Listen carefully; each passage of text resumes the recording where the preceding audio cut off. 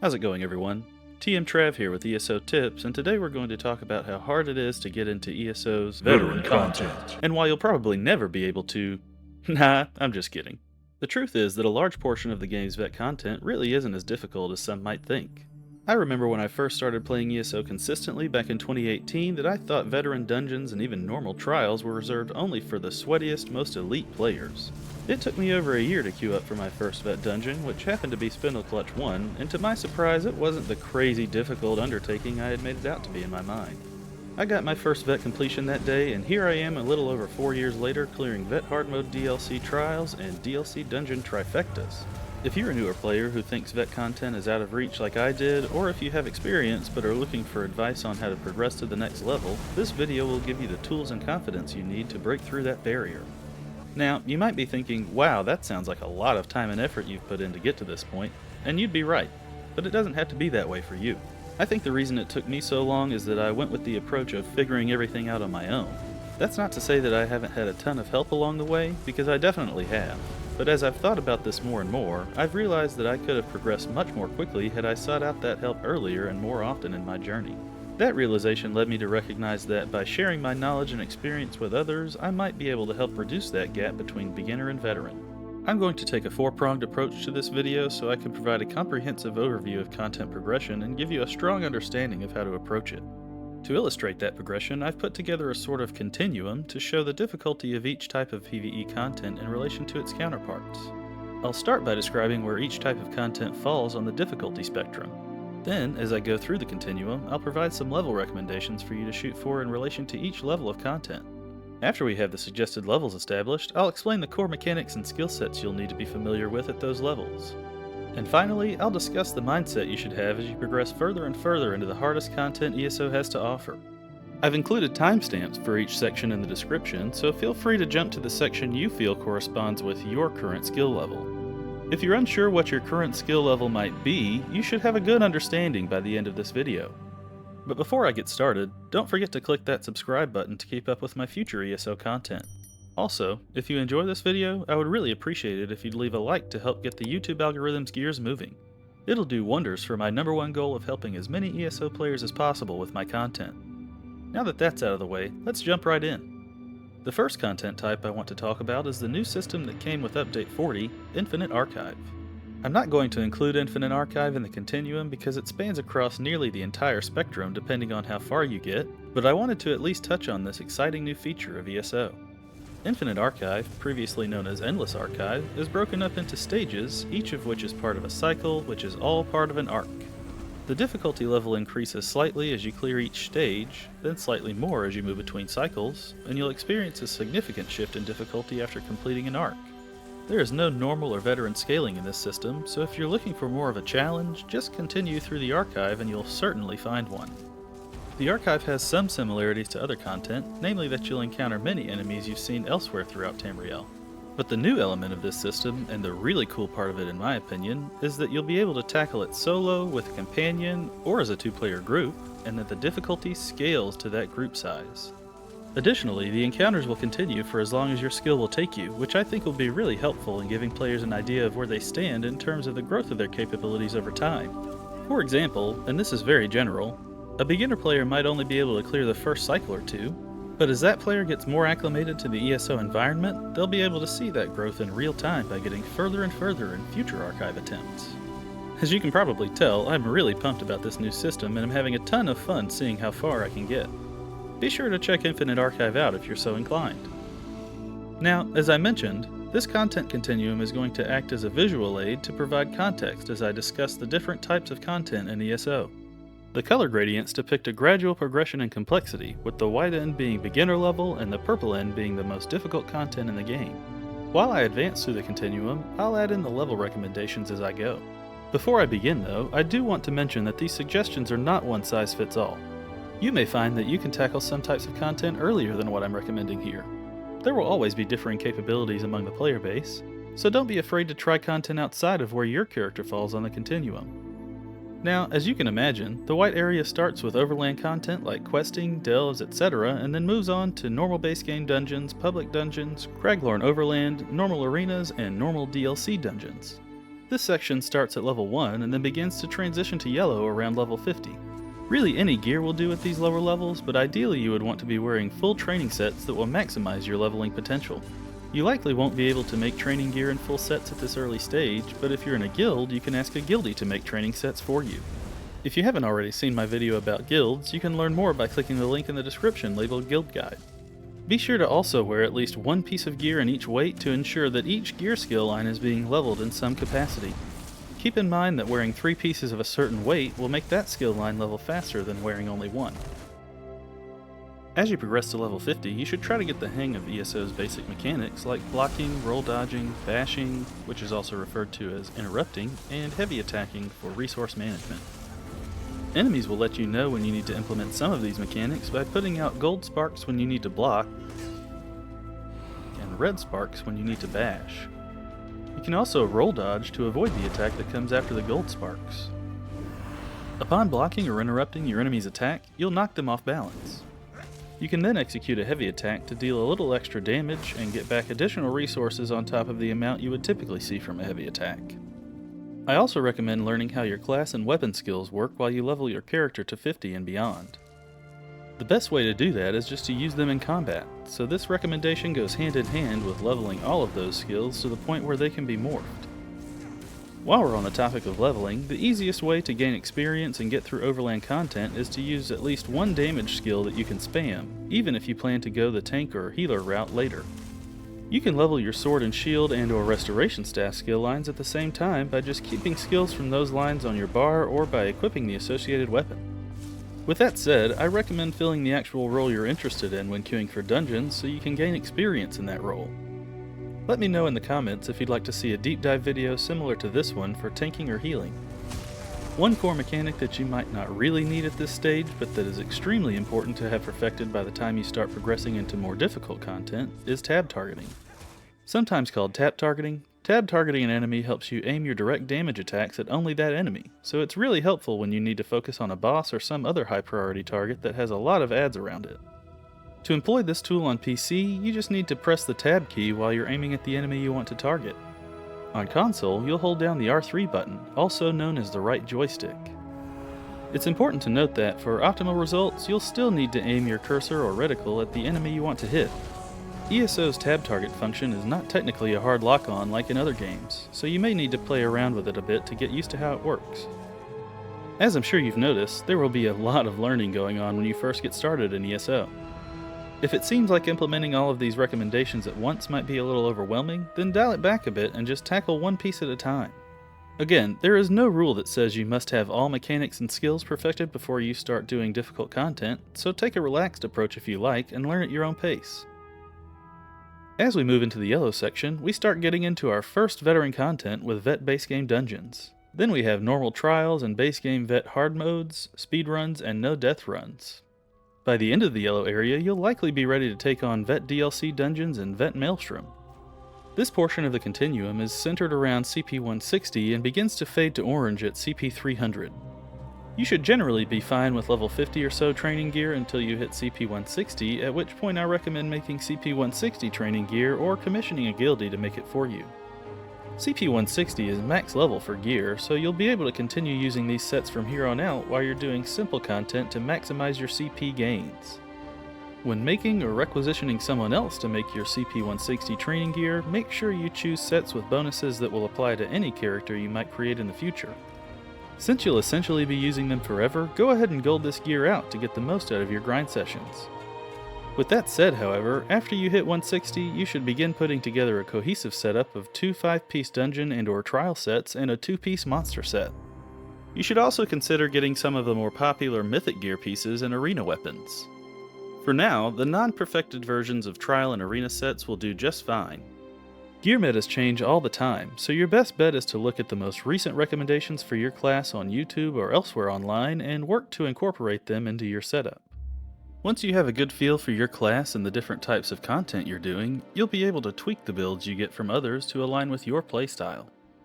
Speaking of builds, another piece of your setup will be your champion points, or CP for short. CP consists of both passive and slottable nodes, and you can only have 4 active CP nodes slotted at one time per tree. The green craft tree essentially relates to non-combat buffs such as criminal activity, mount bonuses, crafting, fishing, etc.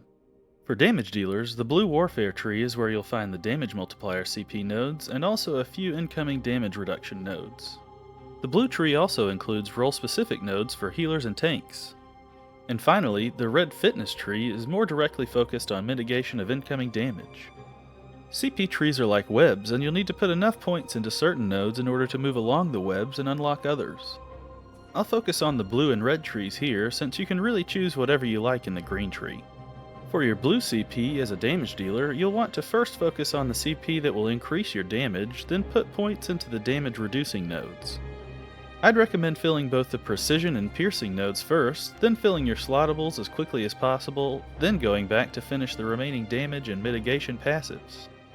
As I mentioned earlier, there are a ton of great build guides out there for every class in the game, and those guides will typically include slottable CP recommendations specific to your class. The red tree is a little less complicated for damage dealers. The main 3 red slottables you'll typically see in DPS builds are the 3 freestanding nodes in the upper left area of the tree: Boundless Vitality, Fortified, and Rejuvenation. The 4th red slottable you should choose will often depend on the content you're doing, but a general option that is good for most types of content is either Siphoning Spells or Bloody Renewal, depending on your main resource. I'd recommend evenly dispersing your red CP between those first 3 nodes, then, once they're full, putting the minimum amount of points into the passives to allow you to access the other slottable quickly. Once you have all 4 champion bar slots filled for this tree, you can then go back and fill in the passive nodes as you gain more CP, just like you're doing in the blue tree. An important final note here is that you'll need to select the slottables you want to activate on your champion bar, so be sure to do that to gain their benefits. As you fine-tune your build, you should also begin learning a skill rotation to help improve your damage per second. A tight, well-oiled rotation is the key to unlocking your true potential as a damage dealer, so be sure to devote plenty of time and attention to this aspect of your game. If you're not familiar, rotations are basically the order in which you use your skills to maximize your DPS output. The general idea is to have near 100% uptime on your damage over time and area of effect abilities, without overcasting those abilities, and then throwing in a few instant cast abilities, also known as spammables, while you're waiting for your dots and AoEs to time out. Another extremely important piece of your rotation is light attack weaving. I'm going to nerd out a bit on this topic to help you understand the why behind light attack weaving, but if you're not interested in that info, skip ahead to about 13 minutes 15 seconds for a tutorial on how to incorporate this mechanic into your rotation. For those of you who stuck around for this explanation, weaving helps you maximize your DPS by taking advantage of the 1-second global ability cooldown. Essentially, when you cast any ability, you must wait 1 second to cast another ability. However, light attacks are on a different timer, so you can squeeze in a quick light attack between those 2 skills. If you do this properly, you'll notice that the second skill cancels some of the light attack's animation, thereby speeding up your rotation. To implement light attack weaving well, you should start by creating a cadence in your mind that helps you solidify the movements your hands are making into your muscle memory.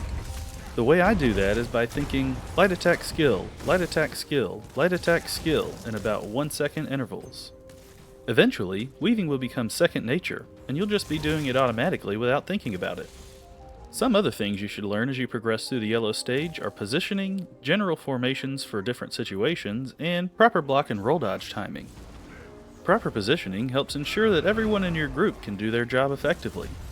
Typically that means tank facing boss, boss facing tank, DPS attacking boss from behind, and healer behind DPS to get everyone in heals. The ideal formation is essentially a straight line, with the tank at one end and the healer at the other. Of course, this positioning is very general and will need to be tweaked depending on the application, but the idea is that, as a damage dealer, you want to stay out of the boss's cleave, stay in heals, and don't stand in damaging AoEs. Or in stupid, as some say. There are several other formations that are used situationally, including but not limited to the diamond or compass pattern, the rainbow or double rainbow,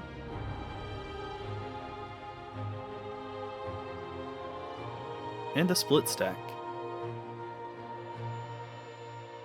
The reasoning behind these formations is always to mitigate some sort of dungeon or trial-specific mechanic. Sometimes, however, formations will get out of sync, tanks will lose taunt, and chaos will inevitably ensue. When that sort of thing happens, it's a good idea to have skills in your back pocket that will help you stay alive. For example, see this AoE telegraphing an upcoming attack from the ogre? The ideal time at which you would block or dodge that attack is right before it occurs, which will typically be 1 or 2 seconds after the telegraph begins. Understanding the proper timing for blocking and roll dodging attacks can make the difference between wiping a run and a full recovery. I know that sounds difficult to incorporate into your gameplay, but it'll eventually become intuitive enough that you'll be doing it instinctively. As you can see, practice makes perfect is a good theme for the yellow section of the continuum. Moving on to the orange area, we start seeing some of the more challenging content with Vet DLC No Death and Speedruns, Vet Vatishran, some of the older Vet DLC hard modes and Vet Trials, the Flawless Conqueror achievement from Vet Maelstrom, and the Craglorn Trial hard modes. Toward the end of this orange portion of the continuum, you'll be ready to get into the more difficult Vet Trials and, with a good group, defeat Vet Black Rose. This section begins at CP 700, starts to transition to red at CP 900, and ends at CP 1200. At CP 1200, you'll finally have enough champion points to unlock your last few damage improving CP passives. This orange area is where a lot of players seem to hit their first wall. Frustration can set in quickly when you're throwing yourself at something like Vet Maelstrom or a DLC hard mode over and over without getting the clear. If you're stuck at this stage and feeling like things can't get any harder, keep going. As I mentioned in the intro, ask others for advice. It took me forever to complete Vet Maelstrom for the first time, but as soon as I started asking questions and looking for guidance, things became much easier. If you stay the course and keep banging your head against that wall, I promise you that eventually everything will click and you'll view most of the Orange Stage's content as child's play. To get to that point, however, you'll need to learn and internalize even more than you have thus far, so strap in. During this stage, you should round out your meta gear setup, make sure all your traits and enchantments are optimized, and improve all of your gear to gold quality. By the end of the orange section, you might start considering what group utility you can provide and what gear sets might help you do so. I'll cover group utility in more detail later in the video, but now is a good time to begin thinking through your buff or debuff capabilities and putting together the appropriate setups. This middle segment of the continuum will help you build your skills and improve your awareness of mechanics to prepare you for the truly difficult content of the red and purple stages. As you progress through this section, you should get to the point where you have perfected or nearly perfected your rotation. You'll also need to understand the various stats like crit damage, crit chance, and the most important stat, penetration. There are typically going to be trade-offs among these three stats, so you'll want to optimize your build in accordance with the content you're attempting.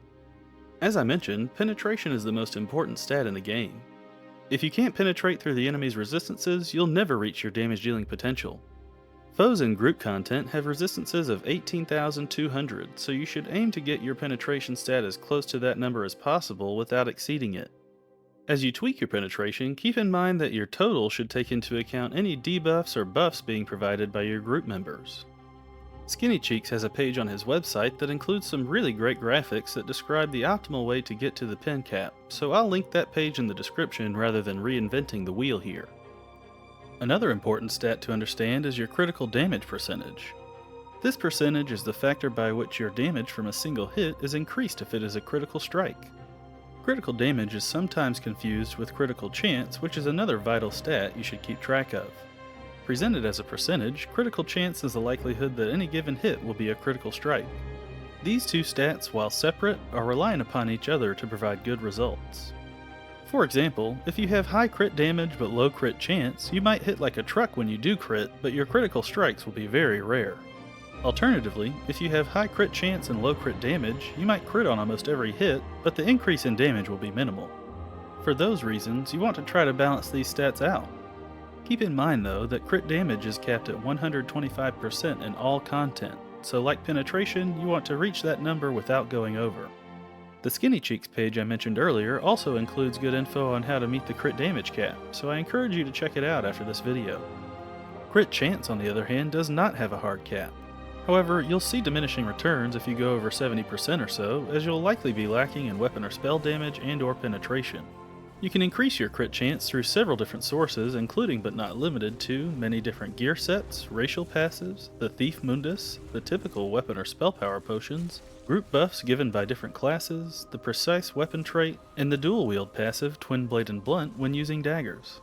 My recommendation is to make sure you're at the penetration cap, then balance at least 50% buffed crit chance with 125% buffed crit damage. The general consensus is that you should start focusing into weapon or spell damage once you have 18,200 pen, between 60 and 70% crit chance, and 125% crit damage when taking into account all buffs and debuffs. A couple of other things you'll want to learn at this stage are block casting and proper res protocol. Block casting is an important skill to have for various situations in ESO, namely when you're experiencing a lot of incoming damage or an enemy you're facing has a random jump mechanic in play. Essentially, you just hold block as you cast your skills. It's that simple. An important consideration here, though, is that any skills that have a cast time will cancel your block. A few examples of such abilities are the Templar's Puncturing Sweeps, the Arcanist's Fate Carver, and Flurry from the Dual Wield skill line. Also, if you're playing a stamina-based character, you'll want to keep a close eye on your stamina pool and make sure you don't run out of resources. At this point, you should already know how to resurrect a player, however you may not know the optimal way to res. You first want to think about and plan around any upcoming mechanics that might require you to take action. Then you want to determine who to res if more than one group member is down. In most situations, tanks take priority, then healers, then damage dealers. Once you're ready to commit to the res and know who you're prioritizing, make sure you stay in position while you perform the res to help your healers out. Optimizing your setup and rotation is a delicate process, but once you have a good understanding of these elements, learn the essential mechanics, and gain plenty of experience in the content of this orange stage, you'll be ready to progress to the next level. As you transition into the red portion of the continuum, you'll start getting into what many consider the most difficult content in the game, but buckle up, because the purple stage is still looming there at the end. This red segment includes the Of the Undying Song achievement from Vatishran, newer Vet DLC dungeon hard modes, Vet DLC dungeon trifectas, also called perfectas, the remaining trial hard modes through the Greymore chapter, and finally the Unchained achievement from Black Rose. Keep in mind that many of those last three are interchangeable. For example, many would consider Extinguisher of Flames from Sunspire to be easier than several DLC dungeon trifectas, while some might say that the Corollary trifecta is harder than Unchained. The red section starts at about CP 1200 and begins transitioning to purple at around CP 1400. By CP 1600, the end of this section, you'll have enough CP to obtain all of your damage improving and damage mitigation passives. CP above this point really just allows you to easily change slottables on the fly and doesn't really provide any additional benefit. During this stage, you'll want to continue to acquire and improve the ever-changing meta gear for your class. Additionally, as I mentioned earlier, you'll want to understand the utility you can provide to your group, and obtain and improve the sets that will help you optimize that utility. One example of a support role that a damage dealer can fill is the Zen's Kosh DK. The Zen's Redress set from Lair of Marsalok gives mag recovery, weapon and spell damage, and max mag for its 2 through 4 piece bonuses, and for the 5 piece bonus, the set applies the Touch of Zen to enemies through your light attacks. Enemies with the Touch of Zen take an additional 1% more damage for each damage over time effect you've placed on them, up to 5%, and you can only receive the benefit from 1 Touch of Zen per enemy. Due to that last bit, only one group member would typically be wearing this set.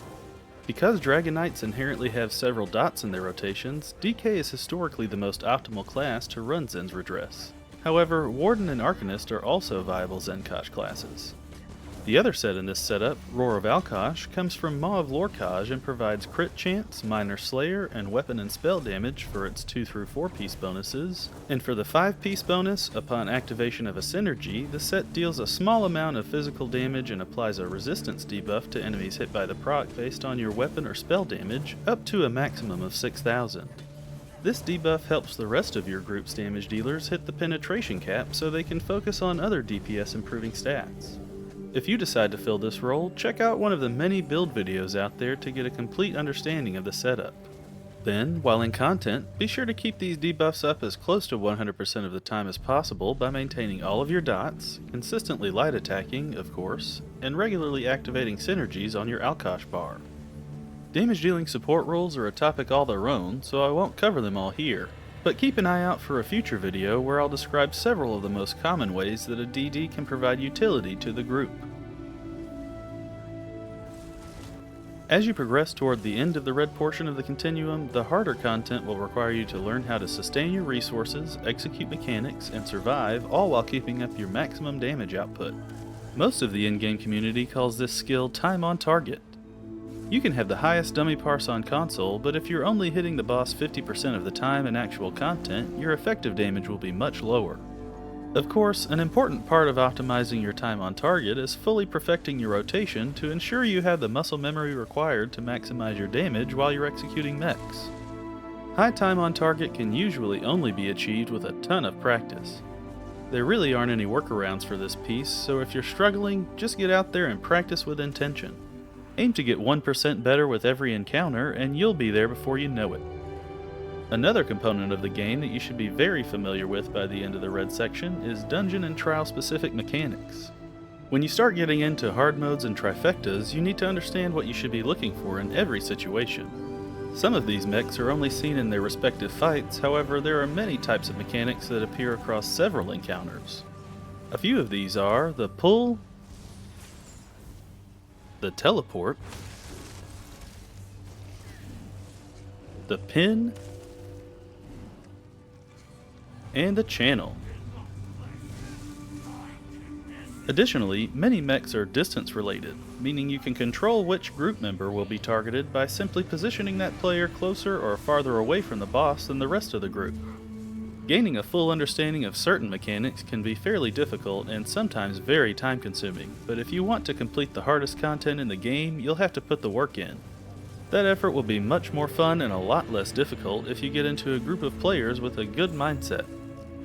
Speaking of groups, you should also learn the ins and outs of optimal group composition by the end of this red stage. At this point, you're likely aware of the different passive buffs that each class generates. What you may not be familiar with, however, is how those buffs and sometimes debuffs interplay with the different gear sets, potions, and skills that your group employs. Many of the buffs provided by certain classes are not available from other sources, so it's important to optimize your group comp to improve your group's chances of clearing the most difficult content. This is another topic that would require its own dedicated video to really provide a comprehensive overview, so keep an eye out for that one as well at some point in the future. The final purple segment of the continuum contains the post-Greymore trial hard modes and all trial trifectas. Trial trifectas are the sweatiest achievements out there, mostly due to the need for 12 people to coordinate at the highest level without any mistakes. Generally speaking, the difficulty level of trial trifectas increases in accordance with the release date of the trial. For example, many consider TikTok Tormentor from Halls of Fabrication to be a good starting point for core teams looking to progress into trifectas, while Mindmender from Sanity's Edge, the most recent trial as of this video, is considered one of the top 3 or 4 most difficult achievements in the game. The purple section begins around CP 1600 and, as it's the last portion of the continuum, ends at the CP cap of 3600. With that said, I've seen many players who have cleared the newer trial trifectas at around CP 1800, which is why I've called CP 1800 Plus out specifically at the end of this section. The purple area comes with no changes to the gear recommendations I've described in earlier segments.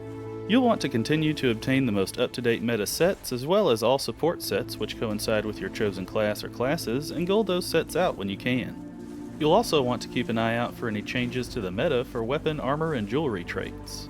While it's unlikely that Divines will ever not be the best trait for body pieces, the weapon trait meta changes fairly often, and every now and then Infuse gets pretty close to Bloodthirsty for the optimal jewelry setup.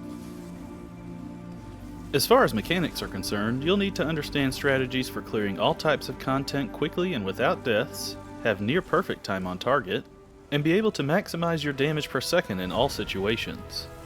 And this probably goes without saying, but you should have mastered all the other mechanics and related topics I've covered so far in this video. As you might have already realized, there is very little, if any, room for error in the content of this purple segment. Nonetheless, people clear these achievements more often than you might think, so if you have the right mindset, you'll eventually progress to the point at which you'll be ready to take on these truly extreme challenges. But what is the right mindset? That answer will vary depending on who you ask, so I'm just going to discuss the mindset approach I recommend taking, especially when it comes to the really difficult stuff that ESO has to offer. Mindset is probably the most important piece of the puzzle when tackling hard content. No matter whether you're first starting out or working on a swashbuckler prog, you're going to have a better experience and likely see greater success if you approach that undertaking with an inquisitive, persevering attitude. Late and endgame progs can often feel like you're banging your head against a wall. Trust me, I know that feeling very well. The best advice I can offer is to not become discouraged when it seems like you're not making any progress. By the way, if you're unfamiliar with the term, prog is just how most people refer to the process of working toward a difficult achievement.